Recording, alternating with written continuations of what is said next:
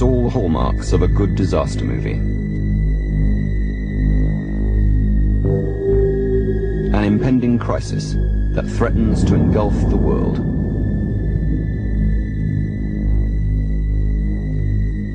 From an almost benign start, a hardly perceptible change in global temperature, the Earth could suddenly topple into crisis, reducing large tracts of land to desert and wreaking havoc on our culture.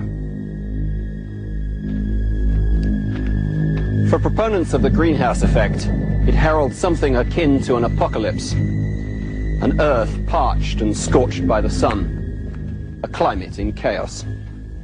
Nor is it a theory supported by a few cranks.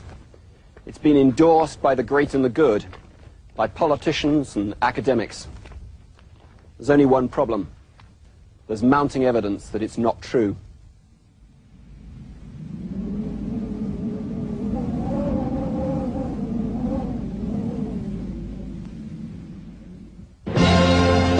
Certainly, when it comes to the weather, our impression of what's going on is often wrong.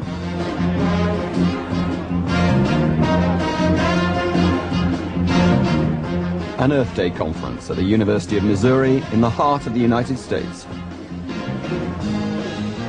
One of the speakers at the conference is Pat Michaels, a professor of environmental science from the University of Virginia. He begins his lecture by asking the predominantly scientific audience how far the summer of 1988 differed from the normal in Missouri. The group estimate is that Missouri averaged 2.2 degrees Fahrenheit above normal for the calendar year 1988. In fact, it wasn't above average, it was below average. You not only got the magnitude wrong, you got the sign wrong. And I have given this talk about 120 times in places that were colder than normal in 1988, which was much of the United States. Every crowd has estimated that it has been warmer than normal. I believe you are all very intelligent individuals. That's why you are here. So where did you get that perception? I would like to know. The notion of a warming, the notion that a warming is catastrophic, is sort of drilled in to people to the point where it seems surprising that anyone would question it. And yet underlying it is very little evidence at all. In fact, there's ample evidence to the contrary.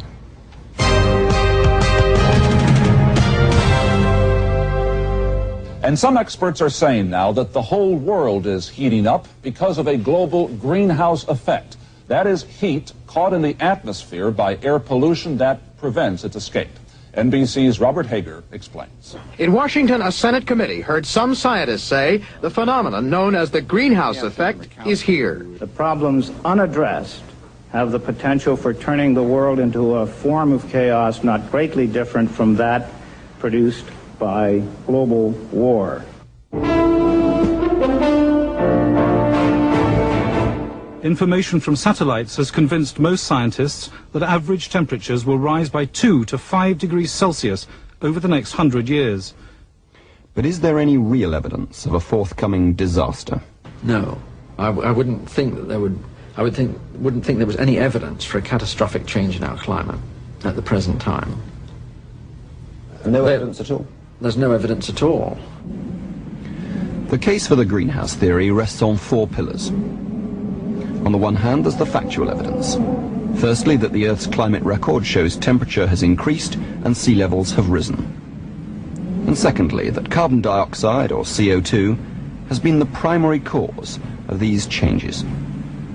Then there's the third pillar, which is not based on evidence from the past or the present, but on predictions of climate models that a doubling of CO2 will result in increases in global temperature of between 2 and 5 degrees. And finally, there's the underlying physics, which it is widely assumed proves that CO2 is a greenhouse gas and that further increases will result in increases in global temperature. So let's start with Pillar 1 and the facts about the Earth's climate record. It's far from easy to get an accurate picture of what's happening to the world's weather. Our evidence is dependent on thousands of individual measurements taken every hour of every day at weather stations throughout the world. It may be Basildon or Phoenix, Calcutta or Buenos Aires, but the techniques are the same. In addition to temperature measurements, each weather station collects data recording the amount of rain and the hours of sunshine. From these measurements, 60,000 every day, 22 million measurements a year, meteorologists try to discern what is happening to the Earth's climate. Analysis of temperature change over the last 100 years, carried out by the team at East Anglia University in England, has played an important role in support of the greenhouse case. In the recent past, the last century or so, the global mean temperature has increased by about half a degree Celsius, that is. Doesn't sound like a very large amount, but it is a very significant and important change. But such claims are not universally accepted. Richard Lindzen is Professor of Dynamic Meteorology at the Massachusetts Institute of Technology in Boston.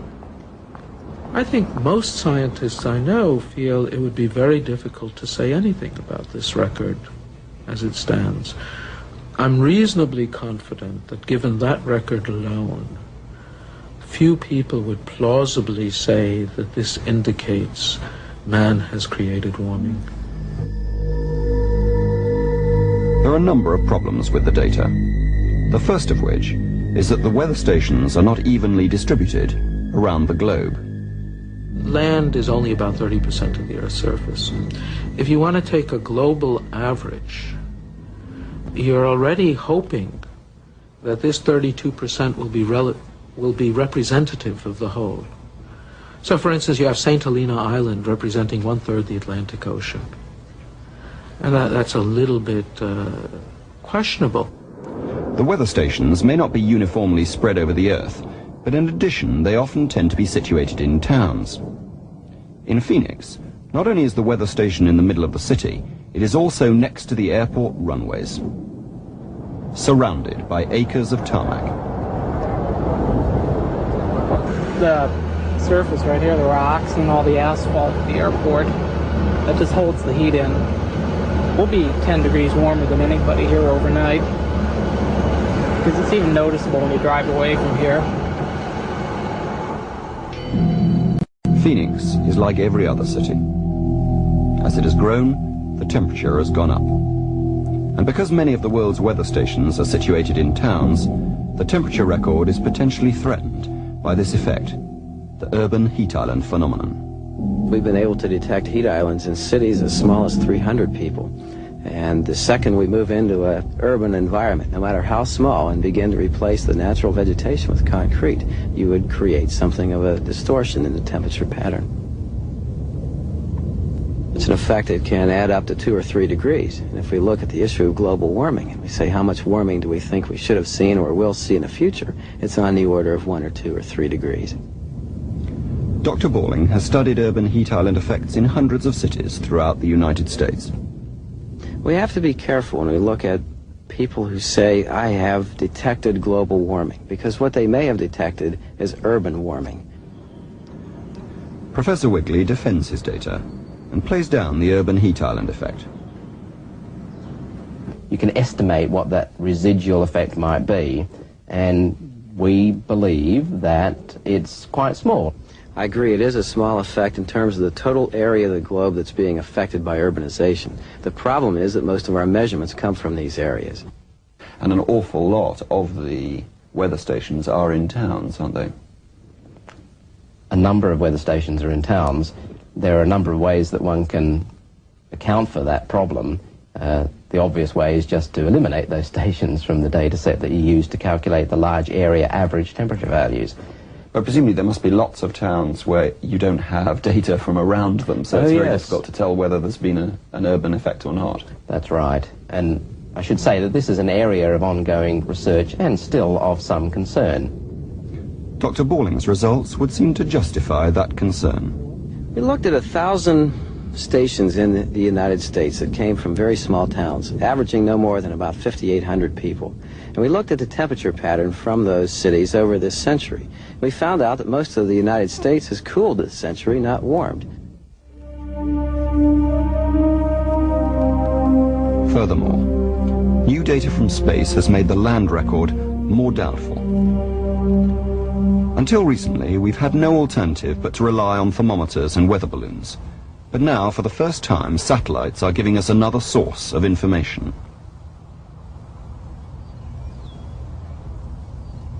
Dr. Spencer at the NASA Space Center has been able to analyze satellite data to produce snapshots of global temperature, each one equivalent to tens of thousands of separate thermometer readings taken by hand. In February of 1983, the hottest areas are clearly visible over southern Africa and Australia, while in August, the warm areas shift into the northern hemisphere. We've found that we can monitor globally averaged atmospheric temperatures with a high level of precision, even on a monthly basis. We're estimating the precision at about 1/100th of a degree per month. Unlike the thermometer data, the satellite information is evenly spread and does not suffer from the urban heat island effect. Over the last 10 years, the thermometer record has shown an underlying upward trend. But according to the satellite information, the Earth was rather warmer in the first half of the 80s and rather cooler in the second half. The trend in the thermometer data is only about 1 to 2/10ths of a degree, which doesn't sound like much, but it's enough to be a significant difference with the satellite indication of no trend. Over the entire 10-year period of time, there was no net warming or cooling. For the first time, satellites have given us an alternative to the land-based data, but they show no increase. So there's a flaw in the first pillar that supports the greenhouse theory. The urban heat island effect and the satellite information point to question marks over the data on which claims of warming have been based. But even if we accept the thermometer data as accurate, whether there's been a temperature increase or not depends on the timescale you choose. Would you accept that over the last 10 years there's been no overall increase in global temperature? No, I wouldn't accept that. But that is a question that may be irrelevant in the greenhouse context. The greenhouse effect is a century timescale warming. The warming Professor Wigley is referring to comes from this graph of temperature over the last 100 years, which shows an underlying increase of 0.5 degree Celsius. The problem is that the trend depends on the period you choose to examine. If you started it someplace else, if you ended it at someplace else, the trend changes. And so it's clearly not a record you draw a straight line through and say this is warming. You mean that if we took the last 50 years, then it would tell a different picture? Yes, absolutely. Last 50 years it does nothing. Went down and then went up. And if we chose the years from 1930 to 1970, the average temperature actually falls fairly sharply. We don't have the data to extend the graph backwards much beyond the last 100 years, but there is evidence that there have been times when it's been warmer than it is today.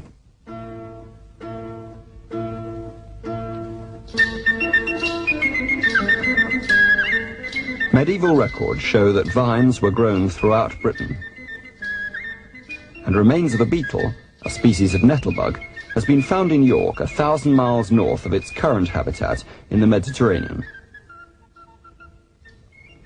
So if we had thermometer records going back for 1,000 years, it could well show a fall in temperature since then, rather than a rise. Doubts over the data and problems with the time base have led Dr. Idzow, who studied the effects of carbon dioxide on climate for the past 20 years, to be dismissive of claims that the world is warming. Some people claim that there may have been a 0.5 degree centigrade warming over the last 100 years. This is really tenuous. You look at the real world, let's say over the past 100, 150 years or so, and you find that there has been no significant warming.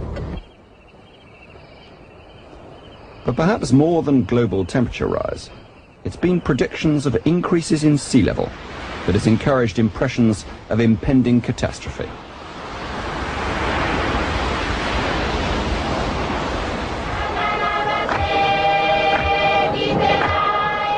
entire cultures are apparently faced with disaster. As the children play, year by year the waters are rising around them. They'll be adults by the time the Pacific swamps the 9 sandy stubs that are the islands of Tuvalu. If forecasts are correct, the seas round here will rise by about 2 feet over the next 50 years. It's not only the media. The scientists themselves are not averse to making the situation appear dramatic. Steve Schneider is one of the United States' leading global warming theorists. If the sea level rises, and those projections range anywhere from a few tens of centimeters to maybe a meter or so in the next 100 years, that by itself is not that serious except to places that are low-lying, the Maldives and Venice and probably London. But what really is serious is if the warming of the oceans causes an increase in the energy source for severe storms, then you get a higher probability of more intense hurricanes or other severe storms driven by ocean evaporation. That's particularly important in a country like Bangladesh, where there are tropical cyclones that even today kill many thousands of people. In some parts of the world, I think there's very strong reason to believe that the consequences would be severe. But as with temperature changes, the facts about sea level rise tell a different story.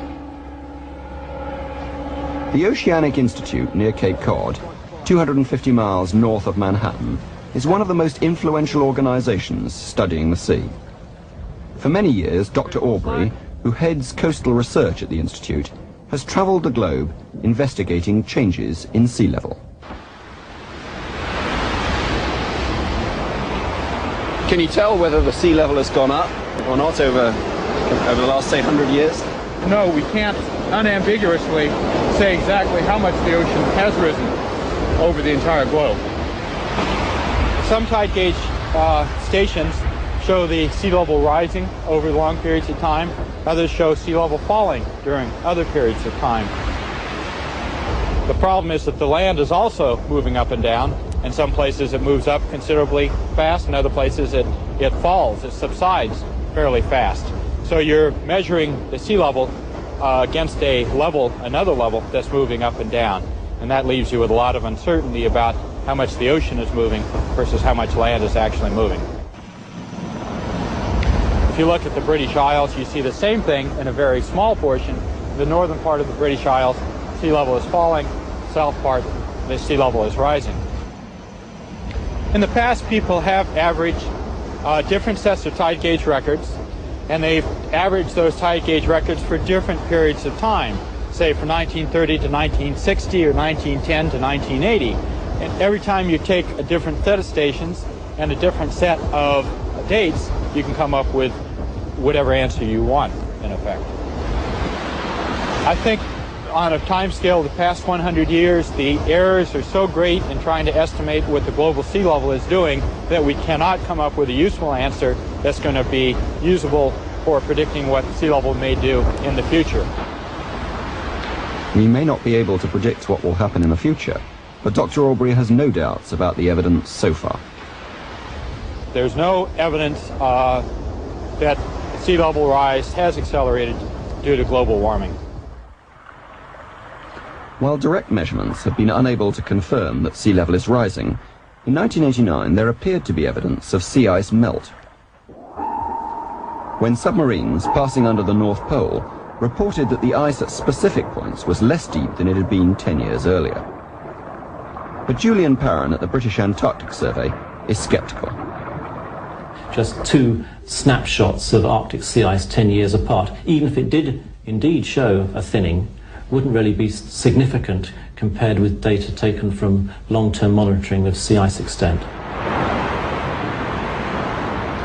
The submarine observations are contradicted by the only reliable evidence coming once again from satellites, which for the last 12 years have given us a daily picture of sea ice extent in the Arctic and Antarctic. It says no change. It says there have been changes from year to year, but taken as a whole, you cannot say that there has been, statistically speaking, any significant change in sea ice concentration around the Antarctic. The satellite data has only been with us since the late 1970s, but recently analysis of the amount of salt in samples of ice taken from the edge of Antarctica, created from snow that has fallen over the last few hundred years, has indicated that the present levels of sea ice extent are far from exceptional. The closer the open water is to the sites where you take your measurements, the more contaminated the ice cores become with sea salts. It's quite clear that there are periods of 5 to 10 years at a time round the Antarctic in which sea ice extent has been much less than it is today. So, as with the sea level, changes in the amount of sea ice do not support the idea that the world is getting warmer. Not surprising, therefore, that supporters of the greenhouse effect back off the actual data under scrutiny. What we know about the greenhouse effect is not just based on the data. The data is the ultimate way of proving that the models are right or wrong, but because of the natural variability of the system, we cannot say yes or no. Therefore, trying to mine the record by carefully looking at every bump and wiggle, to me, is a waste of time. It's like trying to figure out the probability of a pair of dice by looking at the individual rolls. You can't look at individual rolls. You got to look at averages. So I don't put very much stock in looking at the direct evidence. So, from the actual climate record of the Earth, from the measurements of thermometers on land to changes in sea level and ice extent, there's no convincing evidence of either a rise in temperature or an increase in sea level. The first pillar of the greenhouse theory, proof of global warming from the climate record, turns out to have no substance.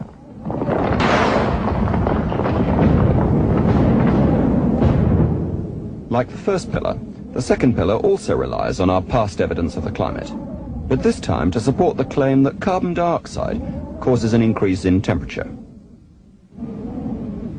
We know that when the Earth was 5 degrees colder 20,000 years ago, in the last ice age, that there was about 25% less carbon dioxide than during the present warm period, before the Industrial Revolution, that is. We know there was about 50% less methane. So we know that cold times tend to be associated with less greenhouse gases, warm times with more greenhouse gases. But that's only part of the story.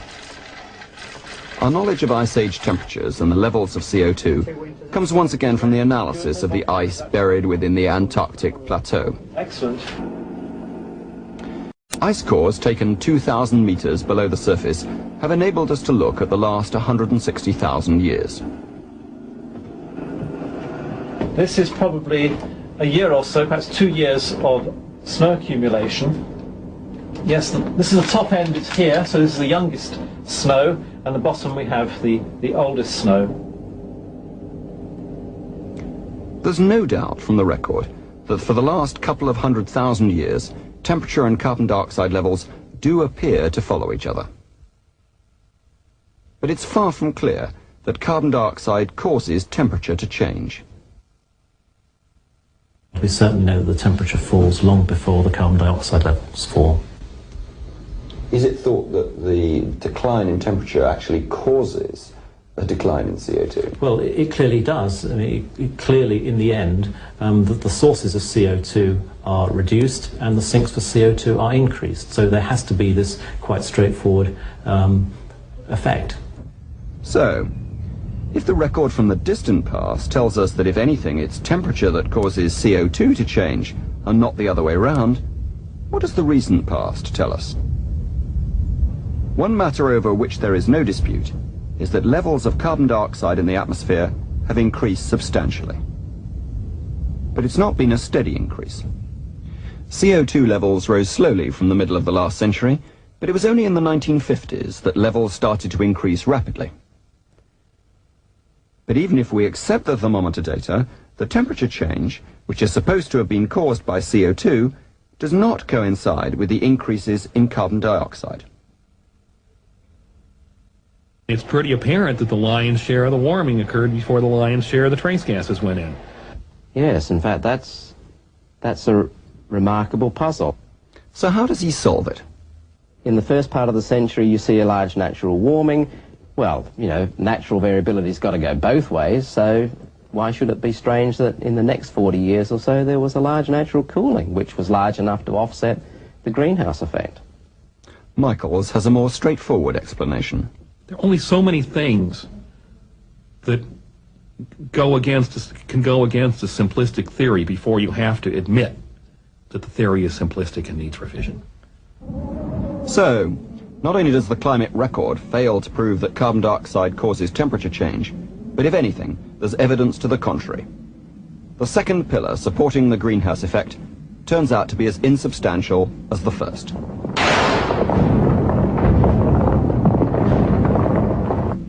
The third pillar supporting the greenhouse effect is the climate models.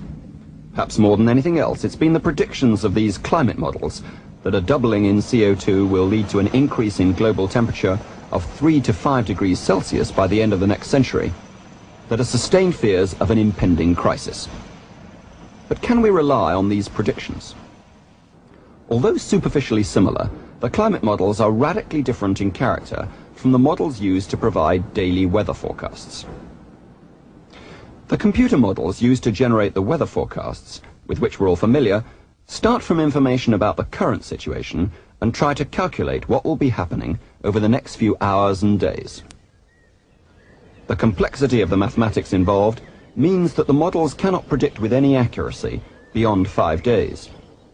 Changes in climate take place over decades and centuries, so these weather forecasting models are of no use for estimating climate change. Instead, the climate models do not start from the current weather at all, but try to simulate the entire climate of the Earth from first principles.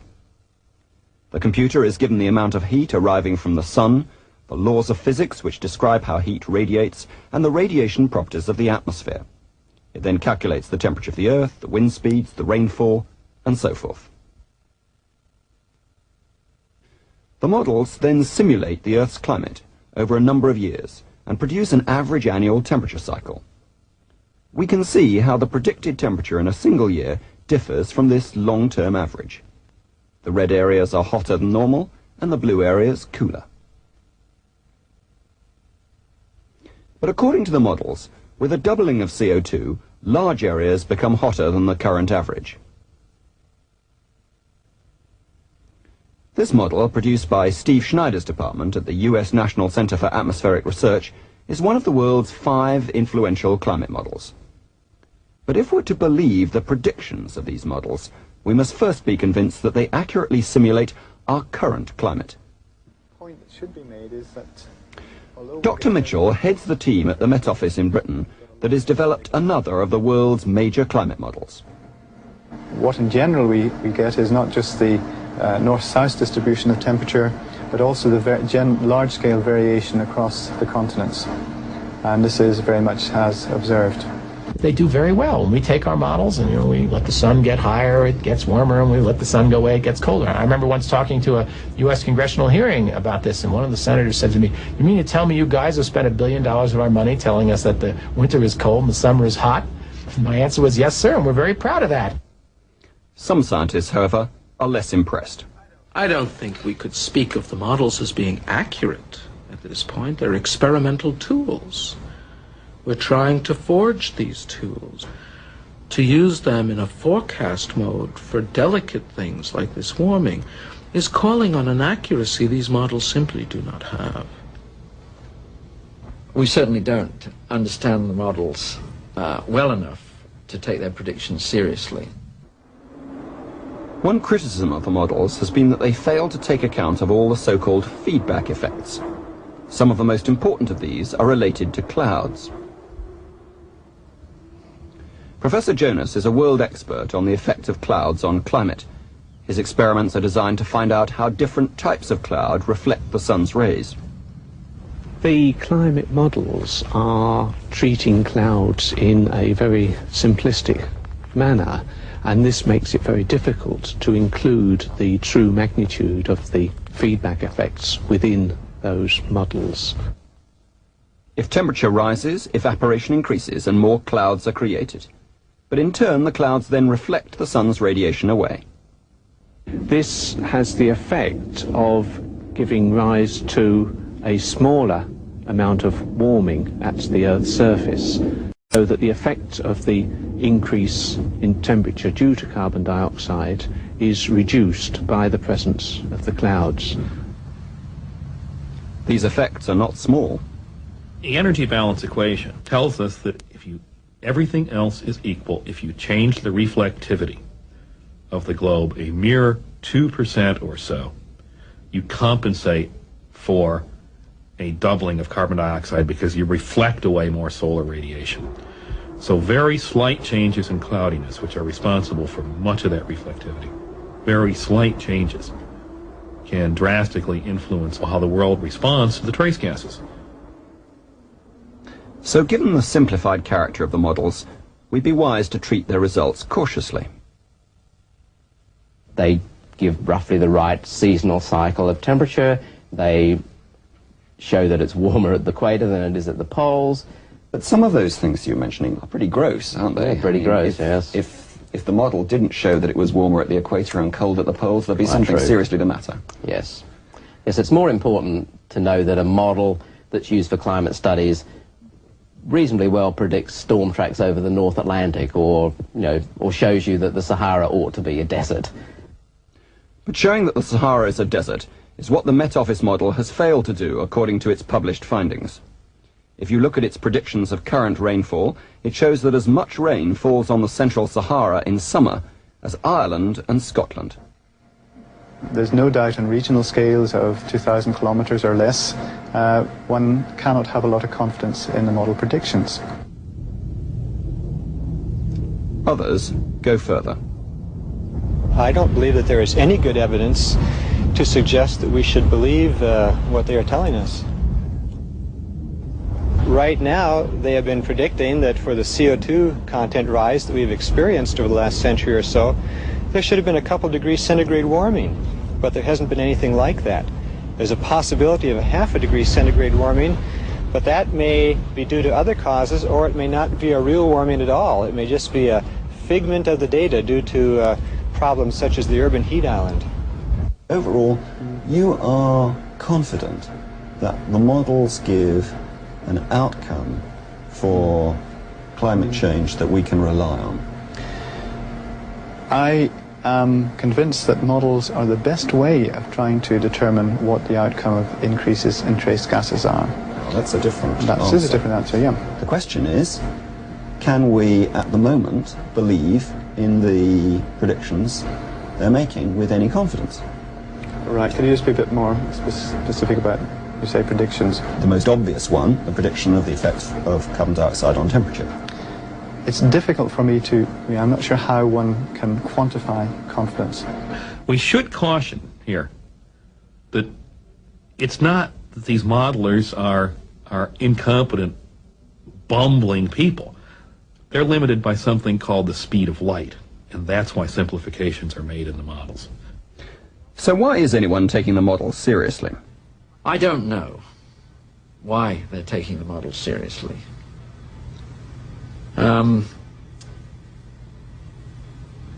It's very difficult for me to understand. Anybody that's actually looked at any of these models, looked at the differences between the models in terms of their predictions for one region and one time, how you could possibly take the aggregate of these models for the globe and its prediction of what's going to happen 50 years from now very seriously.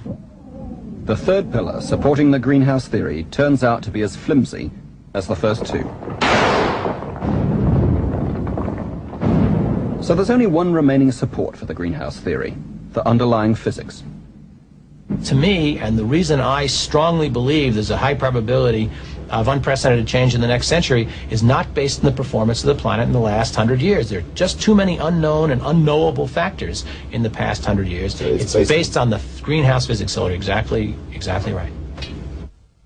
The greenhouse physics is supposed to show that carbon dioxide is a greenhouse gas, that it absorbs radiation reflected from the Earth's surface and in turn emits that radiation again, causing an increase in the amount of radiation, or heat flux, arriving on the surface of the Earth, so resulting in a warming of the planet.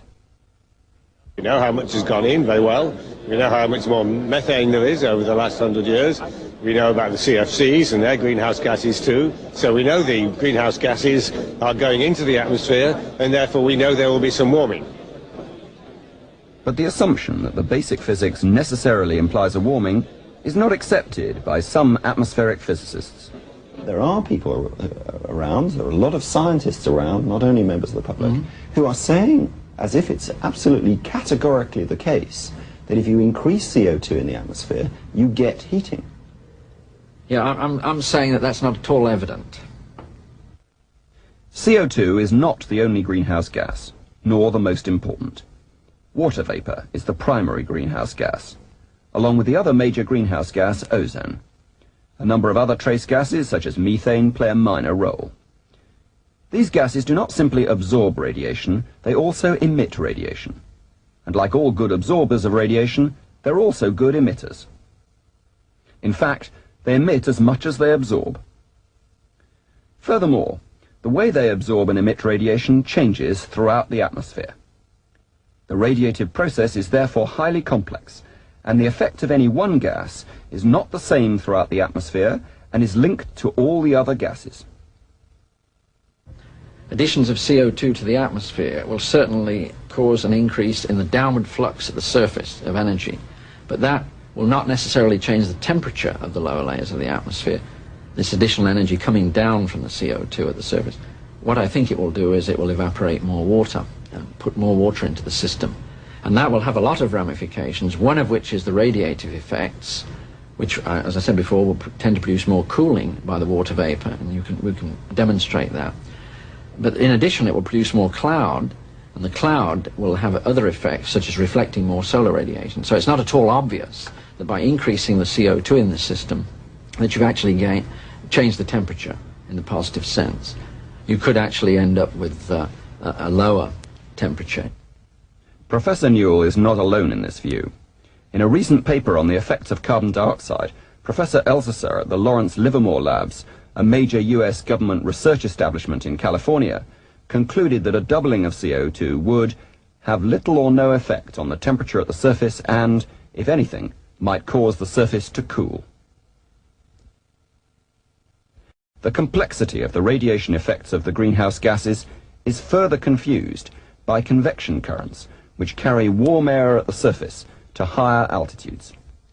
If you put greenhouse gases near the surface and the air currents short-circuit that greenhouse gas, it won't contribute to warming. If you put a lot in at the surface and take a little away near the top where the heat is deposited by the convection, that could lead to cooling even though you had a net increase in the amount of greenhouse gas. There is no simple, uniform relation between the total amount of greenhouse gas in the atmosphere and the temperature at the surface.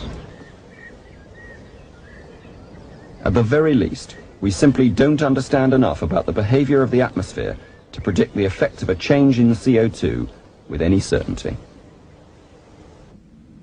Even the final pillar supporting the greenhouse effect, the underlying physics, turns out to be as insubstantial as the rest.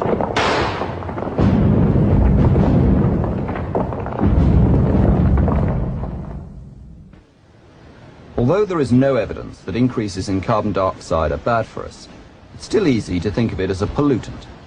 But carbon dioxide is the equivalent of oxygen for plants, the essential life-giving gas. And it may well be that increases in carbon dioxide levels could turn out to be a good thing. The vegetation of this planet developed and acquired its basic characteristics in an atmosphere that had much more CO2 than that of the present. And logic would therefore tell you that if you have more CO2 in the air, plants will do better. And in fact, this is exactly true.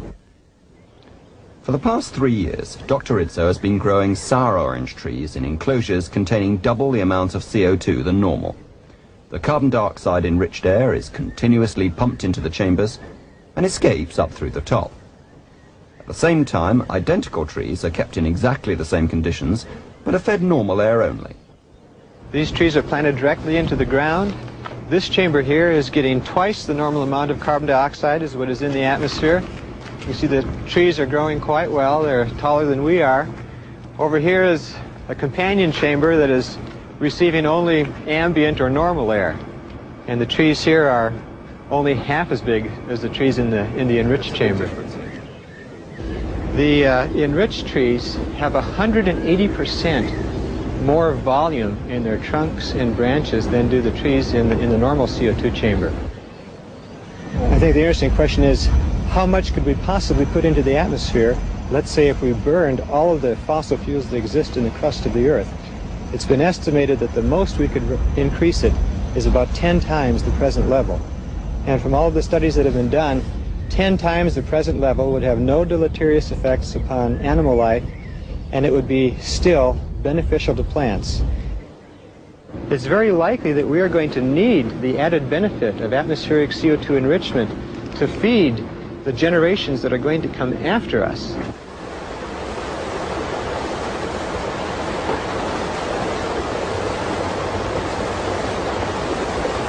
If there's concrete evidence of the benefits of CO2, and the detrimental effects are, at the very least, questionable, how is it that we've been led to take talk of catastrophe seriously? After all, it's only some 15 years since a rather different global climate catastrophe was in vogue.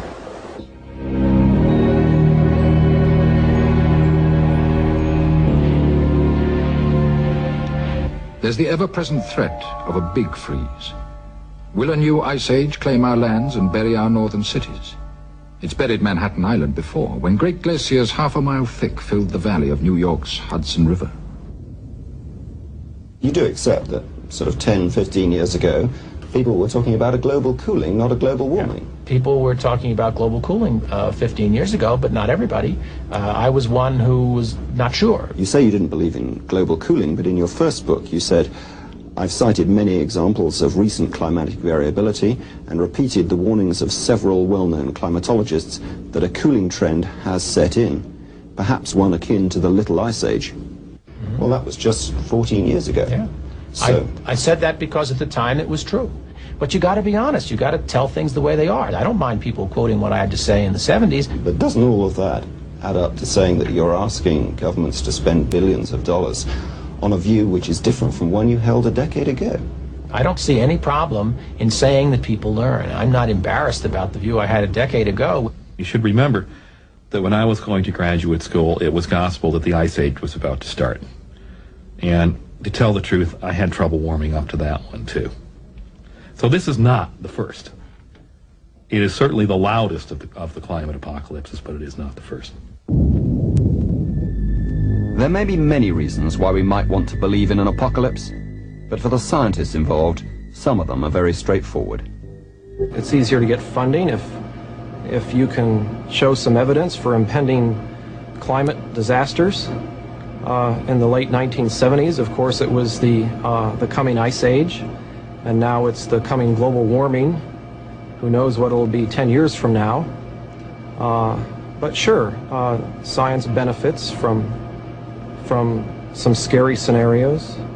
A lot of people are getting very famous and very well known and very well funded as a result of promoting the disastrous scenario of greenhouse warming. My suspicion would be that if one has a crisis like this, it's easier to gain funds for the profession as a whole. I don't think funding directly influences the nature of the research or the approach. But indirectly? Well, I can use my own organization as an example.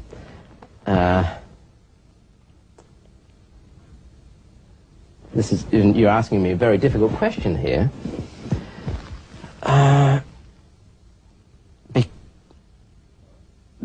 Okay, my organization has only one permanent university-funded scientist, and that's me. I have about a dozen research workers with PhDs who are working in the climatic research unit, and they're all funded on so-called soft money. Their existence requires me or us jointly to get external support. Funding may have encouraged belief in the greenhouse theory, but if you oppose the theory, life can get difficult. I was warned when I wrote my first paper, which discussed a difference between the climate models and some numbers that I was looking at for the tropics alone, that it would be very difficult and that my funding would probably be cut. And in fact, it has been cut.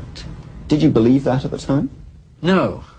I didn't. I thought that the system was so straightforward and honest that bringing in a new idea and a new perspective into the whole thing, which I thought I did in 1979, would actually be considered to be a positive thing, and that people would like to look at both sides of the argument and then have a debate. But of course, in some ways, one could say it's been successful in terms of raising funds, that by going around saying there's a crisis around the corner, people are talking about putting in more funds and so forth. And maybe it's worked. Perhaps it's worked, perhaps I was wrong, but I think that it's going to backfire. Richard Lindzen has recently said that this whole area of global warming has sort of become a new McCarthyism. And if you don't jump on the environmental bandwagon to stop the inevitable warming that the Earth is going to undergo, that you're going to be ostracized from the scientific community and from everybody else's community, because it's not fashionable to disagree with the environmentalists these days. I don't know. Neither of us can answer. Of course not. We can't answer that question. People who have a point of view which may not be the politically acceptable point of view are going to have problems. That's not surprising. I have had experience with editors where I have asked questions as to why something was rejected. And this has occurred with more than one journal, and have been told that your papers are held to a higher standard of review than others. I've been literally told that. For what grounds did they hold? Because of what they say. I mean, that's fine, okay, if they want to be that way. I'm a big boy. I've been fairly successful. I know that I would have been more successful probably if I'd say the world's coming to an end, but I just can't quite bring myself to do that. Of course, it's not only been the scientists. The media also benefits from a good disaster story.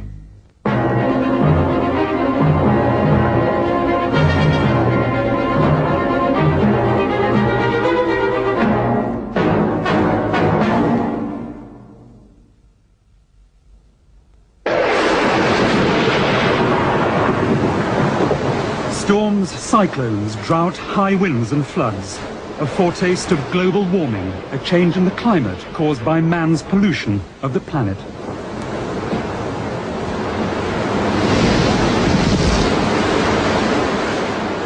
The climate is okay does not usually make the headlines. And the best prophets of doom are the ones filmed most. The rate of change is so fast that I don't hesitate to call that kind of change potentially catastrophic for ecosystems. There are statements made of such overt unrealism that I feel embarrassed. I feel it discredits my science. And I think there could arise problems where one will need to depend on scientific judgment. And by ruining our credibility now, we leave society with a diminished resource of some importance. Well, of course you always tell the truth, but how many of us ever get on the evening news in more than 23 seconds? Can you give the whole story in 23 seconds? You have to selectively give bits of information.